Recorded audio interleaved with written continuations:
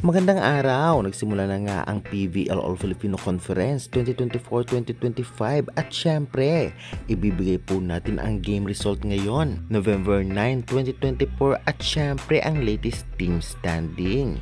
At hindi lang yan, syempre aabangan din at ibibigay natin ang PVL game schedule na magaganap naman sa November 12, 2024. Kaya bago ang lahat guys ay nakikiusap po ako. Huwag niyo pong kalimutan mag-like, comment, subscribe, ipahit the notification bell para lagi po kayong updated sa aking mga bonggong video about sa volleyball dito sa Pilipinas. Karamihan sa aking manood hindi pa rin subscribe, pa-subscribe naman. Maraming salamat. Sa ngayon nga, unahin po muna natin ang naging game results sa naging laban ngayong araw. Narito po at ating ibigay. Sa opening day nga, inanalo nga ang Akari Chargers kontra sa Galleries Tower High Racers sa loob ng 4 sets sa mga scores na 30-28, 15-25, 16-25 at 23-25.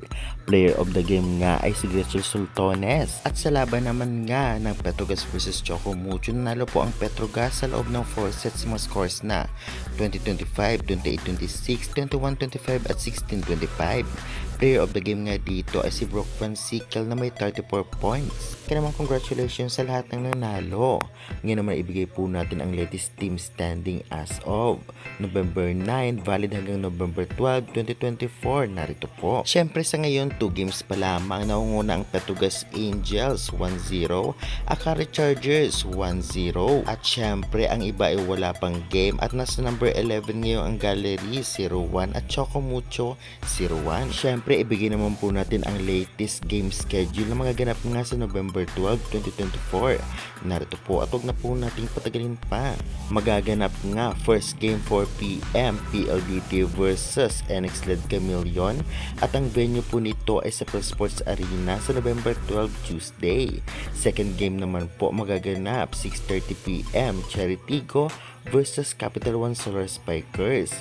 Venue pa rin ito ay sa Pro Sports Arena. At kung magtatanong kayo kung saan ito mapapanood, meron po sa One Sports or One Sports Plus kung kayo ay may cable.